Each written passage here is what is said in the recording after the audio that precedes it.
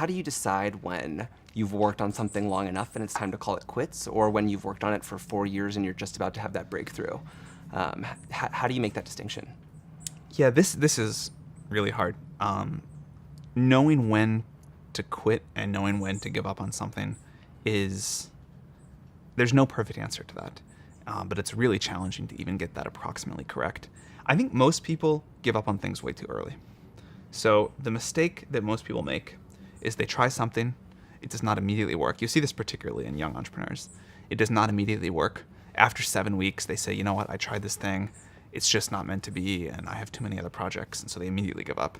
And you kind of, the satirical version of this is people that are 23 and have started 14 startups because they give up on everyone before it could ever possibly be successful. These things are really hard. They take a very long time. There are a lot of critics. There are a lot of people who say this thing sucks. It's going to fail. It's really stupid. And then also there's like what at YC we call the trough of sorrow, where no one even bothers to say it sucks because no one cares at all. And that is at least as demotivating. Most of the founders that I have spent a lot of time with that have gone on to be super successful spent a very long time on their idea when a lot of other people would have given up. And either people said it sucks or people said nothing at all. And a framework that I have for when to give up and when to keep working is it should be an internal, not an external decision. If people aren't using it or if people are saying it's bad, that alone is not a reason to give up. You want to pay some attention to that. They might be right. But I think the best entrepreneurs I know, they make an internal decision about when to give up or when to keep working on something. It's basically when you have run out of ideas and something is not working, then it's a good time to stop. As long as you've grown up, and certainly through your 20s and now, you've worked incredibly hard, and I know that a lot of the people around you have worked very hard.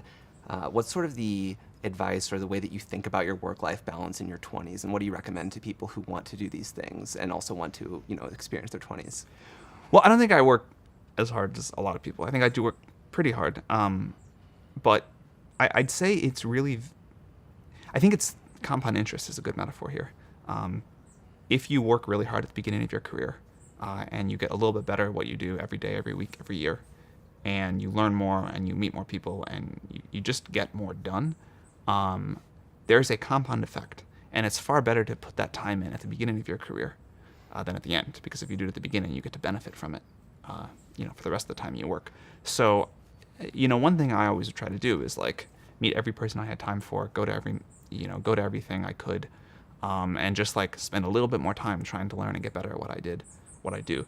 And I think that is really valuable. The beginning of your career, I think in terms of setting the trajectory that the rest of your career follows is the most valuable time.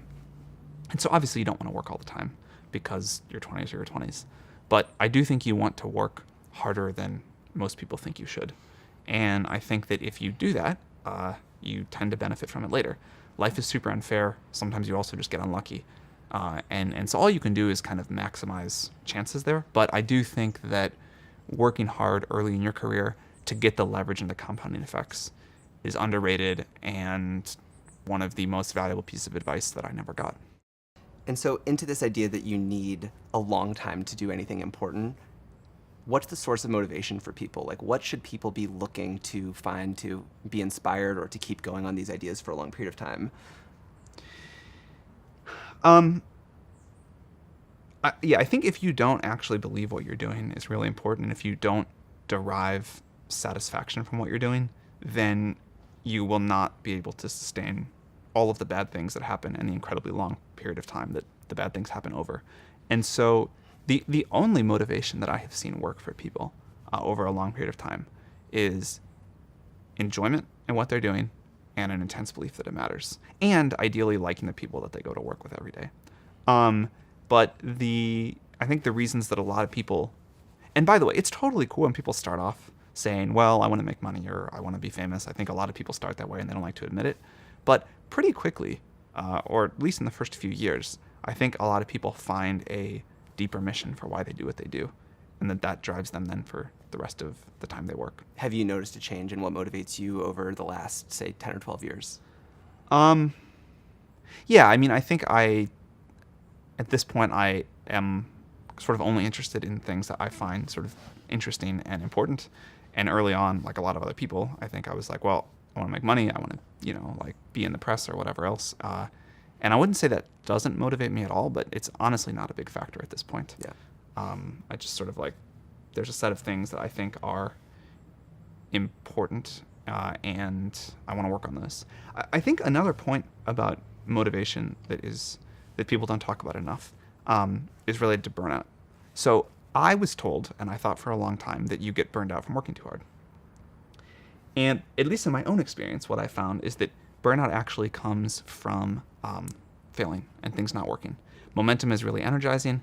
The lack of momentum is super draining. And I find that I have infinite energy to work on things that I find interesting and that are working, and almost none to work on things that I either don't find interesting or aren't working.